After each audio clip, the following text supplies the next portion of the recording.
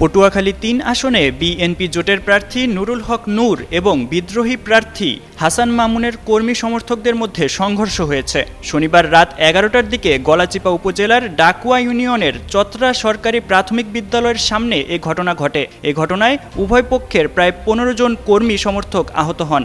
গণ অধিকার পরিষদের সভাপতি নুরুল হকের নির্বাচন পরিচালনা কমিটির সমন্বয়ক এবং ছাত্র অধিকারের কেন্দ্রীয় কমিটির সভাপতি মোহাম্মদ আবু নাঈম বলেন,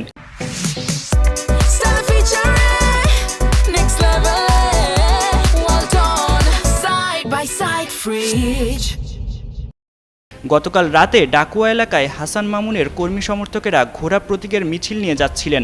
একই সময়ে তাদের ট্রাক প্রতীকের স্থানীয় কয়েকজন সমর্থক দাঁড়িয়েছিলেন। ঘোড়া প্রতীকের লোকজন তাদের সংখ্যায় কম দেখে উস্কানিমূলক স্লোগান দিয়ে মারধর শুরু করেন। এতে ট্রাক প্রতীকের বেশ কয়েকজন সমর্থক আহত হন। আহত ব্যক্তিদের উদ্ধার করে প্রাথমিক চিকিৎসা দেওয়া হয়েছে। গলাচিপা থানার ভারপ্রাপ্ত কর্মকর্তা ওসি জিল্লুর রহমান বলেন, গতকাল রাতে ডাকুয়া এলাকায় নূর ও মামুনের কর্মী সমর্থকদের মধ্যে সংঘর্ষ ঘটে। খবর পেয়ে পুলিশ ঘটনাস্থলে পৌঁছে পরিস্থিতি নিয়ন্ত্রণে আনে।